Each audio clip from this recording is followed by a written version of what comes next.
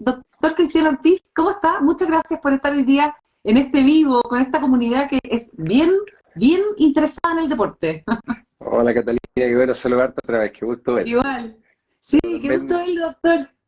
Sí, debo reconocer que es un agrado saludar a una tremenda deportista, fanática, Sí, excelente sí. comunicadora, así que un agrado compartir contigo un rato.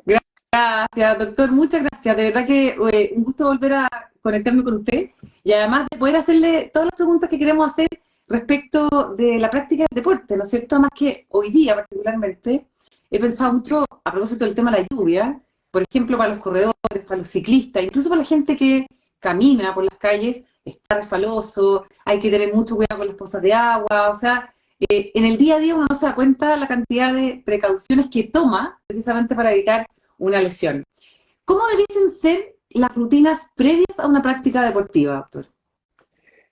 A ver, aquí es bueno, yo sé que tú eres una gran corredora, pero vamos a generalizar un poco con comentarios que Sí. probablemente sirvan a un grupo grande de personas en el fondo.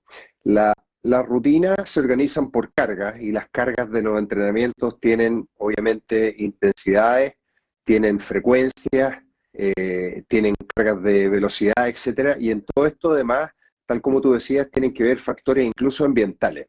Y de los factores ambientales está obviamente la temperatura ambiental. Todos sabemos que no es lo mismo correr en el hielo, en la nieve, que correr en el desierto a 43 grados.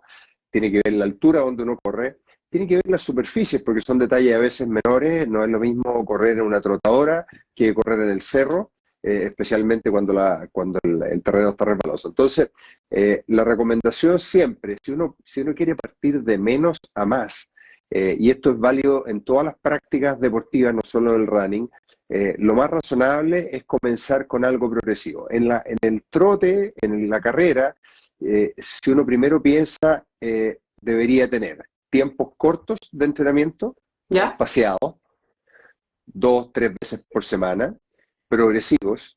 Y si tú me preguntas cuál es la superficie ideal para partir, y esto es válido para toda la gente, ojalá encuentren una trotadora. Si no hay una trotadora buena, la siguiente mejor superficie es el pasto, la tercera mejor superficie es el maicillo, y después ya pasamos a correr en cemento. Perfecto. Ahora, después nos saltamos a las superficies complejas, que puede ser cemento con inclinación, como pueden ser las calles de Santiago en algunos sectores más precordilleranos que suben y bajan, y es diferente. Entonces tú te has dado cuenta cómo te pueden doler un poco la rodilla, la espalda, el tendón de Aquiles, etcétera, dependiendo de la superficie. Y después nos saltamos a las técnicas más complejas, que significa ya correr en un terreno fuera de pista, off-road, como quieran llamarle, que son las carreras en tierra, en piedra, y con inclinaciones como hay muchas carreras que se corren en desierto, en nuestra misma cordillera, etcétera. Entonces, la recomendación general, cargas progresivas en frecuencia en primer lugar y en intensidad. Entonces, obviamente, no es lo mismo trotar a 5 kilómetros por hora que a 12 kilómetros por hora. Y la recomendación, porque si uno le va a recomendar a alguien de 80 años que no ha hecho actividad física, razonablemente uno dice camina primero. Ahora, a una persona más joven que está acostumbrada a trotar, a correr, a hacer deporte, a jugar fútbol, bueno, ellos saben con cuánto partir. Y Sí. pueden partir con entrenamiento un poco más intenso. Sí. Mucha gente ahí me pregunta, doctor, porque obviamente que inspira mucho, ¿no es cierto? Que uno logre como conciliar la vida laboral, familiar, con una práctica súper disciplinada de deporte. Se logra, yo era atleta en el colegio, pero tampoco nunca fui una deportista así como muy sobresaliente, pero sí he sido muy disciplinada. Es llegar y salir como con las ganas. ¿Es suficiente como para poder tener un boxe deportivo? Porque esto también se trata de pasarlo bien. O sea, uno obviamente que no se quiere lesionar, pero también quiere disfrutar, ojalá por el mayor tiempo posible, de esta actividad deportiva, ¿no es cierto? Aquí estamos en un ambiente que tiene que ver un poco con la psicología de cómo uno se acostumbra y mejora los hábitos. Tú sabes que las cosas que se repiten se transforman en hábitos, y cuando uno se empieza a poner bueno en algo, se empieza a ser más entretenido, Sí. y la actividad física repetitiva no solo te mejora tu salud física, tu estado de salud mental. De hecho, mucha gente dice que la mejor pastilla Pero lejos. antidepresiva, etcétera, etcétera, es el deporte, y tú lo sabes muy bien. O sea, Y es verdad, o sea, la liberación de sustancias en el cerebro que te mejoran el ánimo asociado al deporte es muy conocido. Ahora, hay, por ejemplo, algunas recomendaciones básicas. Hay gente que dice, si usted va a partir por primera vez y no tiene el entusiasmo, agrúpese. Salga de a dos o de Súper tres. buen dato. Es una cosa que es súper importante y todos sabemos que otro amigo o un tercer amigo, no, vamos nomás, a pesar de que la lluvia, a pesar de que es tarde, uno termina saliendo. Y eso te ayuda a crear el hábito y lo que probablemente si tú miras a tu alrededor, tus amigos y amigas y compañeros que se han metido en estas prácticas con la frecuencia y la constancia que tú tienes, lo han logrado con el paso del tiempo, no es automático. Y viene la otra cosa, hay gente que no se acostumbra a una rutina deportiva específica, hay gente que le gusta el gimnasio, hay gente que le gusta nadar, hay gente que le gusta la bicicleta, y gente que cambia de una cosa a otra, y gente que mezcla diferentes cosas. Por lo tanto, tiene que ser entretenido. La mayoría de los buenos corredores les gusta correr afuera, y se aburren correr en la máquina trotadora del gimnasio, ¿no? Esa cara ya la conozco, ya cuando uno dice a la gente, bueno, vuelve a la trotadora, uy, qué fome. Y con el paso del tiempo, hay mucho corredor, no tú porque eres muy joven, pero gente con más tiempo, tú te das cuenta que se te pueden acumular lesiones que te pueden obligar a que un buen corredor se transforme en un triatleta. No es tan raro, ¿verdad? Sí. Y ahí pues, cuando entremos al tema de las lesiones va a entender por qué puede pasar ese tema. Ahora, bueno, vamos al tema de las lesiones, que es como la palabra prohibida para la gente. Sí, no quiero lesionarme. O sea, esa palabra yo trato de ni siquiera pronunciarla, doctor, o sea, con eso le digo todo. Pero ¿por qué es tan importante? Bueno, obviamente evitarlas, pero ¿es posible evitar lesionarse? ¿Cómo se consigue eso, doctor? Bueno, hay condiciones genéticas. Yo tengo un muy buen amigo que hace años atrás, me acuerdo, en Italia, le llega una familia que le dice, doctor, quiero aquí que mi hijo sea el mejor arquero del mundo, perfecto, y le dice, tengo la solución. Tienes que cambiarle a los padres, le dice él a los papás del niño. O sea, razonablemente, a los niveles competitivos que vemos ahora en los juegos, en las olimpiadas de atletismo, en el fútbol profesional, etcétera, hay una cosa genética y hay algunos que estamos con defectos genéticos que hacen que nos sea difícil controlar las lesiones, pero siempre se puede. Y uno puede compensar, y esto es muy importante, porque yo he escuchado gente que le dice, no, es que usted tiene una hernia en la columna, nunca va a poder correr. Mentira. Es que usted tiene una artrosis en la rodilla, nunca va a poder correr. Mentira también. Pero sí son factores que hacen que tengas que ser un poco más cuidadoso y a veces adaptar tu deporte. Ahora mira, en términos generales, la gente cuando piensa en lesiones, siempre piensa en la lesión aguda. Me rompí un tendón, me gincé el tobillo, me fracturé un hueso, pero lejos lo más común del deporte son las lesiones no agudas, sino que las por sobrecarga, que son las lesiones por eventos repetitivos y que a la gente le llama mucha atención porque nos consultan y nos dicen, pero si yo no he hecho nada, no me caí, no me torcí y tengo este dolor, ¿qué pasó? Claro, una situación como el trote repetido, entrenamientos con sobrecargas repetidas pueden producir lesiones por sobrecarga. ¿Cuáles son las más clásicas? Tendinitis, dolores musculares que van desde contracturas, cansancios, calambres, hasta eventuales desgarros. En el hueso pueden haber cosas que a la gente le llama mucho la atención, que son las fracturas por estrés. No es estrés psicológico, es estrés repetido, que es como el ejemplo cuando uno dobla un alambrito de plomo varias veces y el alambre 1, 2, 3 y de repente se rompe. Entonces la gente puede tener una fractura o estados prefractura, que son las microfracturas que se ven en la resonancia, por lesiones repetidas, y de hecho un maratonista, se han hecho muchos estudios de esto, un maratonista tiene en los pies, después de correr los 42 kilómetros formales, microfracturas en los pies siempre. ¿Sí? Siempre se ve edema intraóseo en la resonancia. A mí me duelen cada vez más los pies. Voy a hacer esa confesión.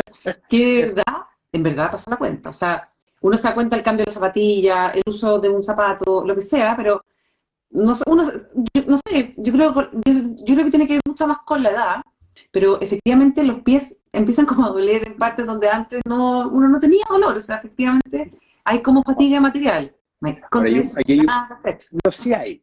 Aquí hay que ver un mensaje optimista a la gente, porque obviamente, y si tú miras a tus amigos corredores, vas a ver amigos corredores que superan tu edad con creces y tienen poco problema. Y amigos corredores que tienen menos edad que tú y que tienen más problemas que tú. Entonces, si uno mira al deportista profesional, por ejemplo, fíjate, grandes deportistas como por ejemplo Gary Medel, Alexis Sánchez, que están jugando cerca de los 35 años en competencia.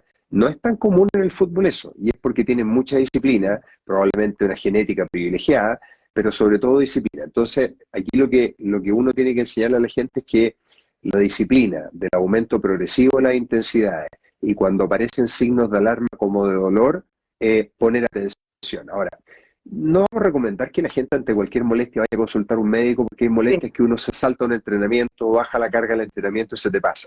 Pero un dolor persistente o un aumento siempre es motivo de consulta. Y ahí pasamos a la parte que es más importante. Si te empieza a doler una rodilla, un pie, la espalda, y tú a pesar de hacer modificaciones menores, de ponerte frío local, de tomar un analgésico, de bajar la carga, el dolor se mantiene o va a un aumento, hay que consultar porque estas lesiones por sobrecarga después se hacen mucho más difíciles de tratar cuando llegan más tiempo.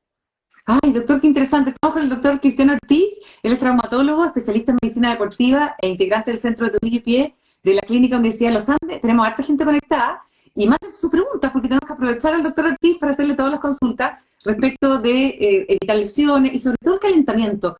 El calentamiento previo, dicen mucho, o el precalentamiento, que en realidad son todas como palabras medio redundantes y como medio del Javelin con ja, pero se dice calentamiento, ¿cierto, doctor? Exacto, sí, sí. A mí ¿Por me qué tan enseñaron en el colegio que era el precalentamiento previo, una redundancia, evidentemente. Precalentamiento previo.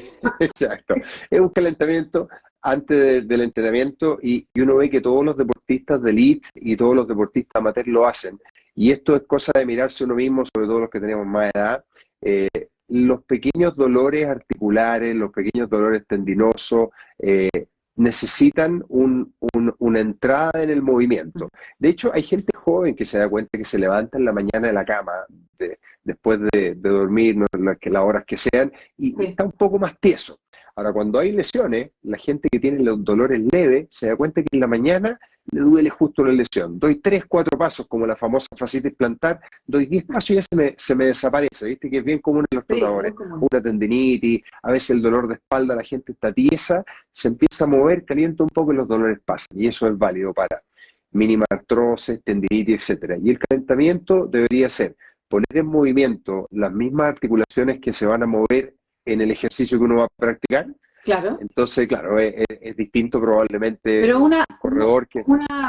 como elongación activa, algo así, como en movimiento. Es un movimiento suave, ocupando rangos de movimiento amplios, Sí. sin carga, obviamente, Claro. ocupando el peso del cuerpo, y por eso que uno puede hacer trote suave, Movilidad. a veces cuando uno va por... Claro, movilidad, elongación, Claro. y la gente sabe cuando lo está haciendo bien porque siente que las molestias o las incomodidades van desapareciendo. Ahora, ahí vienen los mitos, que hay gente que yo me pondría una cremita que me genere calor. Fíjate que aquí es la pregunta clásica, ¿para el dolor me pongo calor o frío? Súper simple. Si uno tiene un dolor de estos de sobrecarga o una pequeña artrosis, una tendinitis, al final del entrenamiento, al final de la práctica deportiva, al final del día es frío, para bajar la inflamación. Hay que imaginarse, es lo mismo que te pegan un golpe en la cara, uno en los monos animados se ponen un bistec helado. Sí. Al revés, cuando uno va a comenzar la práctica deportiva necesita calor. Y de hecho hay gente que en la mañana, señores o señoras mayores que tienen dolores articulares, una duchita caliente te hace entrar en calor. A los deportistas el masaje, ¿no es cierto? Una persona que te haga un masaje, pero no necesita que alguien que te haga un masaje, tú puedes mover y al mover vas a entrar en calor simulando los rangos de movimiento de lo que vas a hacer. Perfecto. Pero eso está muy interesante. Estamos con el doctor Ortiz, manden sus preguntas, aprovechen. Y lo que yo me imagino que siempre influye mucho es uno dormir, lo que uno tenga que dormir, la hidratación y la alimentación previa a un entrenamiento, ¿no? Ya, vamos a partir por la hidratación, que es una pregunta muy frecuente. Sí. Si uno tiene la boca seca, ya está deshidratado. Y la deshidratación a ese extremo te expone a calambres, disminución de tu performance o desempeño deportivo, sin duda alguna. O sea, no debes permitir que se te seque la boca. Yo trabajo también para un equipo de fútbol y a los deportistas les advertimos a veces porque en el fragor y el entusiasmo de una competencia profesional de fútbol, a veces les decimos, ojo, la orina, si la orina está muy concentrada y está muy amarilla, ya estás muy deshidratado, ya te atrasaste.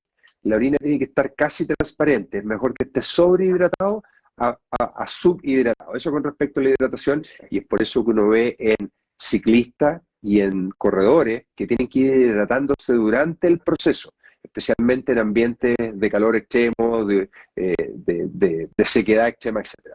Con respecto a la alimentación, el truco principal es que hay alimentos de digestión lenta y alimentos de digestión rápida. Claro. Por eso la persona que va a competir necesita carbohidratos previo a la competencia.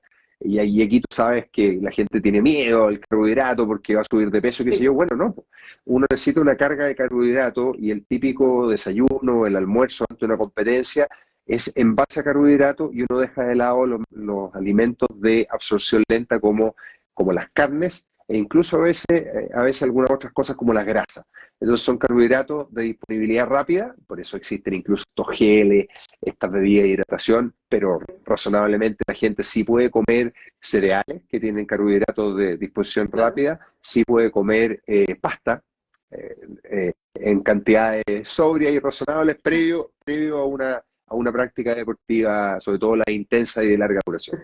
Y la tercera pregunta que me hacía era la hidratación, la alimentación y alimentación y buen dormir. Ah, por supuesto. Bueno, esto sobre todo a la gente que tiene hábitos, porque el dormir es un hábito. Fíjate que ahora hay especialistas que se dedican a los trastornos del sueño. Yo aprendí en la escuela de medicina que si uno no dormía te dejaba una pastilla para dormir.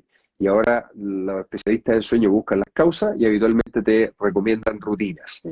Las rutinas incluyen progresivamente ir comiendo a una hora más temprano, eliminar las pantallas antes de dormir, porque los ritmos de producciones hormonales, curiosamente, son a las horas que corresponden, o sea, en las noches. O sea, uno debería dormir cerca de 7 a 8 horas y en la noche, no a cualquier hora. Y esto es especialmente válido para a veces los jóvenes, los niños, que les cuesta mucho tomar esta rutina. Entonces no es lo mismo dormir hasta las 3 de la tarde el día domingo, que bueno, ocasionalmente obvio que se puede hacer y es rico y todo lo hemos hecho, pero tú te fijas que los deportistas de elite no hacen eso. En general tienen su rutina muy, muy ordenada y cuando aparece el sol en la mañana, amanecen, están despiertos y cuando se oscurece están preparándose para ir a dormir. La rutina debería ser así. Obviamente que ocasionalmente no salimos y es sano salirse un poco de la rutina, sino es muy aburrido. Perfecto. Qué interesante. Mire, nos ha escrito harta gente. Me comentaban por ahí una mujer que decía que estaba entrando a la menopausia y hacía ejercicio 2 veces a la semana, que si le parecía que estaba bien y que si era importante, yo me imagino que sí lo debe ser, ¿no, doctor? Moverse, sobre todo cuando las mujeres empezamos a perder mucha musculatura a determinada edad.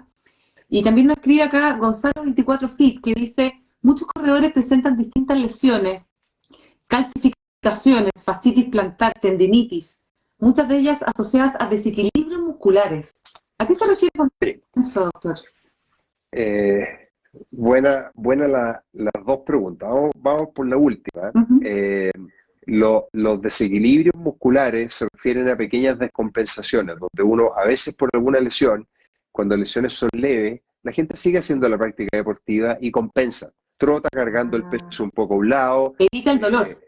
Exacto, y es inconsciente. Ahora, cuando la cosa llega a la cojera extrema, todos nos damos cuenta, alguien se da cuenta de afuera, pero cuando son cosas sutiles, uno empieza a cargar más a un lado, y cuando a esos pacientes le hacemos una evaluación ordenada, que típicamente le hace un buen kinesiólogo, ocasionalmente tienen recogido algún músculo, tienen poca elongación en un lado, están compensando, y esto pasa hasta en la casa, la gente que se sienta chueca en la silla, que se carga para un lado, que el computador está por acá, y por eso las recomendaciones, los dos nos estamos interesando, las recomendaciones parten por tener la pantalla a la altura de la cabeza, etcétera, pero para el deportista, cualquier defecto que tú notes, que estás compensando, que estás girando una rodilla, que estás cargando el cuerpo, que te está molestando algo, probablemente tienes que tener mucho cuidado porque rápidamente estas descompensaciones hacen que te lesiones del otro lado. Y la gente dice, espérate, yo me estoy recuperando de un desgarro del lado derecho y ahora me dio una tendinitis del otro lado. No tiene nada raro, es lo más común. Y la otra señora que preguntaba por la menopausia, sí. La verdad es que con la edad todos hacemos la clásica sarcopenia, que es el término técnico, uno empieza a perder musculatura, pero uno la empieza a perder mucho antes. Sí. Y eso es, mira, en las mujeres, la acumulación de calcio en tus huesos empieza a disminuir desde los 30 años y se acelera exponencialmente cerca de la menopausia por el cambio hormonal. Claro. Entonces la recomendación es mucho más importante. Ojalá antes de los 30 años tú hayas hecho una carga deportiva que te haya permitido acumular una buena cantidad de calcio, porque la vas a perder cerca de la menopausia. Ahora, y si cerca de la menopausia te empieza a pasar, porque esto también tiene factor genético, y que tú empiezas a perder tener mucha calcificación en los huesos y eso se mide en la densitometría ósea, Sí. obviamente hay que hacer algún suplemento y a veces alguna adaptación hormonal Perfecto. y ahí la gente se confunde porque esto típicamente el ginecólogo, que es el que te trata, primero decide si tú necesitas una suplementación hormonal cerca de la menopausia que te ayude con síntomas perimenopáusicos, como también a disminuir la pérdida de calcio y dar suplementación de calcio. Ujú. Pero también a veces lo hace un endocrinólogo y también los traumatólogos, en reumatólogo hay una superposición, cualquier médico te puede ayudar con esa recomendación. Entonces, Una ojo, recomendación. sí, pues y eso Buenísima recomendación. produce, sí, pues y eso produce fracturas por estrés Claro. y fíjate que post pandemia vimos muchas fracturas por estrés por la gente que no tenía exposición al sol. La Por la- vitamina D, sí, pues la vitamina D necesita activación por el sol. Entonces no solo tienes que consumir la vitamina D, sino que necesita una mínima exposición al sol. Y tú sabes que habían deportistas profesionales que estaban entrenando en subterráneos de departamentos. Así es. Y muchos estábamos haciendo alguna cosa dentro de la casa, debajo del techo, obviamente, razonablemente, la gran mayoría, digamos, pocos tuvieron Sí, la total. suerte de poder hacer actividad física al aire libre, y si la hacíamos era poca, porque eran pocas horas al día, pues no podíamos salir. Y eso todavía está presente, y es razonable que la actividad física, al menos una buena parte, se realice expuesto al aire libre. Es sano. Y yo sé que a ti el cuerpo te lo pide, yo sé que a ti te aburre la cuestión de estar haciendo solo dentro de un gimnasio Sí, total, total. y que a veces es necesario. Tú sabes que la mayoría de los deportistas tienen rutinas que incluyen algo aburrido, o sea, incluyen algunas pesas, algunos entrenamientos físicos, pero salen, siempre están afuera, en algún momento están afuera. Ay, qué importante lo que está diciendo el doctor Cristian Ortiz. Oiga, doctor, bueno, el doctor Ortiz, para las personas que se están sumando, que están mandando preguntas y saludando, bueno, le han mandado un montón de saludos, doctor, en este chat.